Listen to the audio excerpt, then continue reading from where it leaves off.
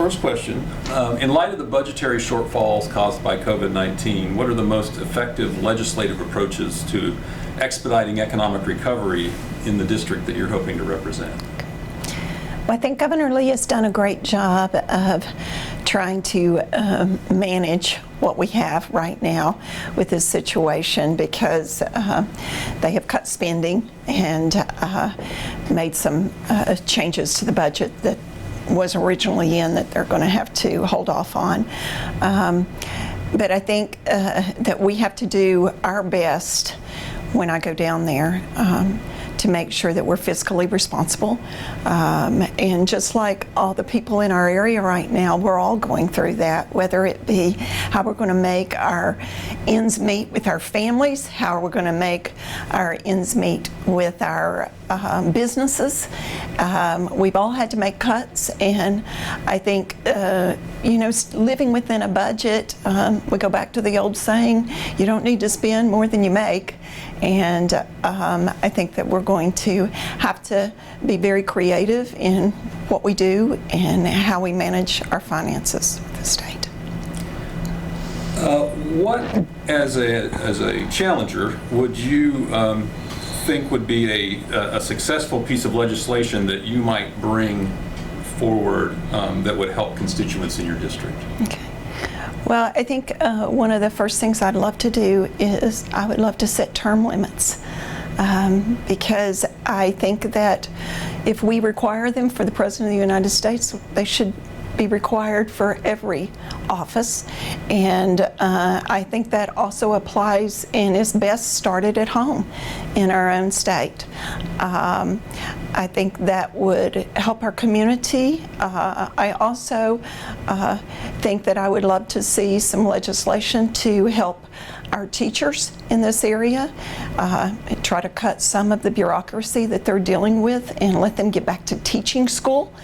I also think that one of the things that we have to do is to try to help our farmers and get those regulations off the back and big government off the back, and try to make government as local as we can possibly make it.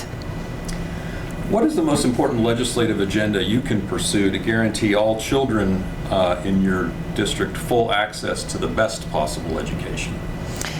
I think one of the things I want to work on first is getting broadband into our area. With COVID, we've learned so much about how so many parts of our area don't have water, don't have internet. And with COVID, when kids were learning at home and they didn't have internet, how are they going to do school at home if all of their lessons are online? And we have areas in this part of the region that don't have internet.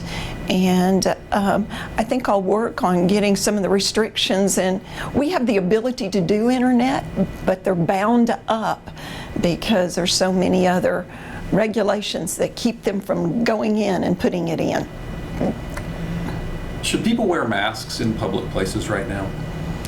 Yes, I think they should, and I think our mayors just came out and enforced that. Yes, I do believe we do need to make sure that we are protecting those that are vulnerable.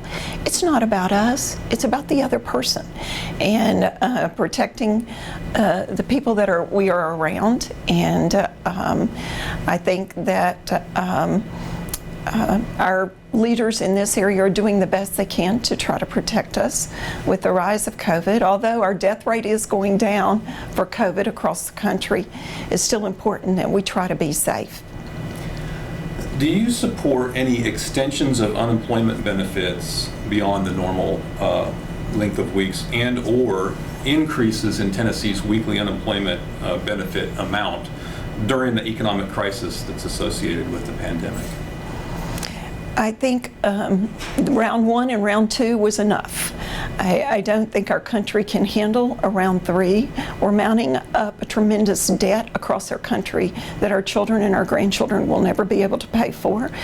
And I think that when you put out a stimulus bill and increase unemployment, then what you're doing is giving people a handout and not a hand up.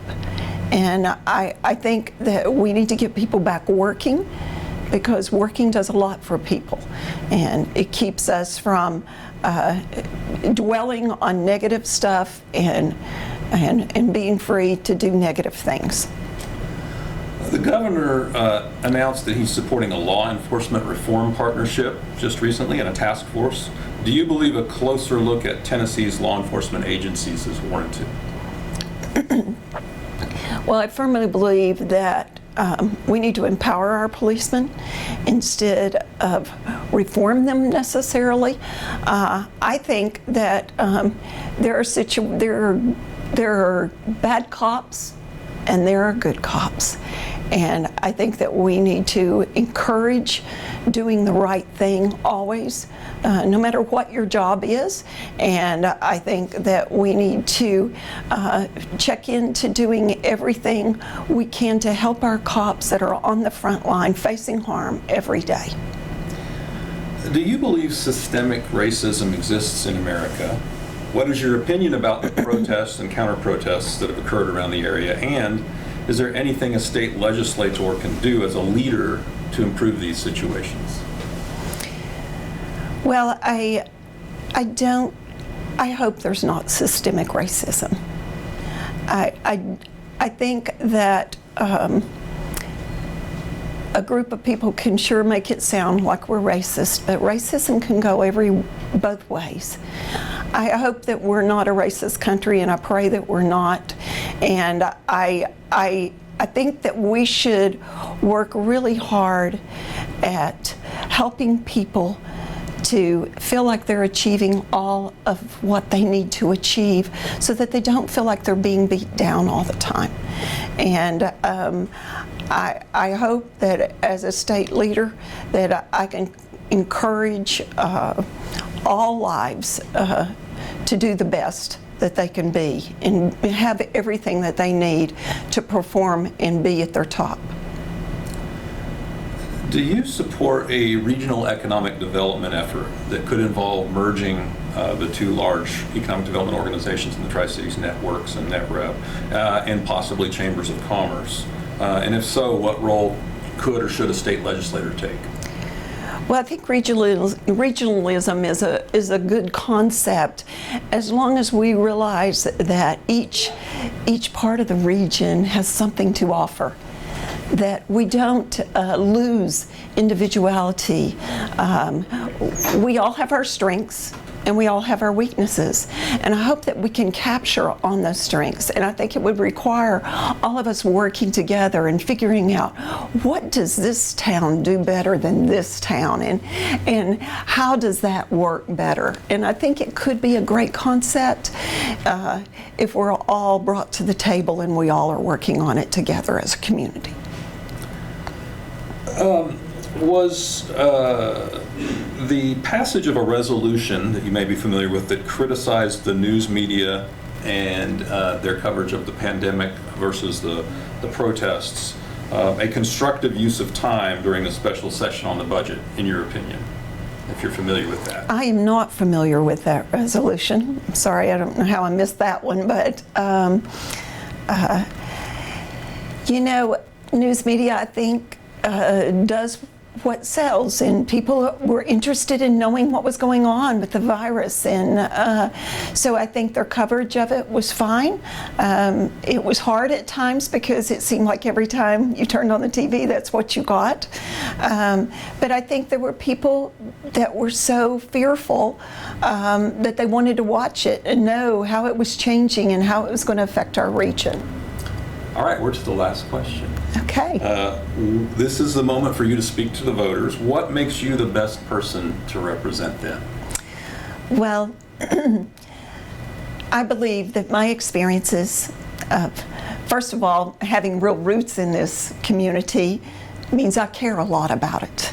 And I think that having real experiences working on the farm, as a teacher, owning a small business and also working in a large corporation gives me a real advantage and a really life experiences so that we can solve some real solutions, because I have been in a small business where we worried whether or not we were going to keep the lights on, whether we worried whether or not my husband and I were going to bring home a check because we had to pay employees.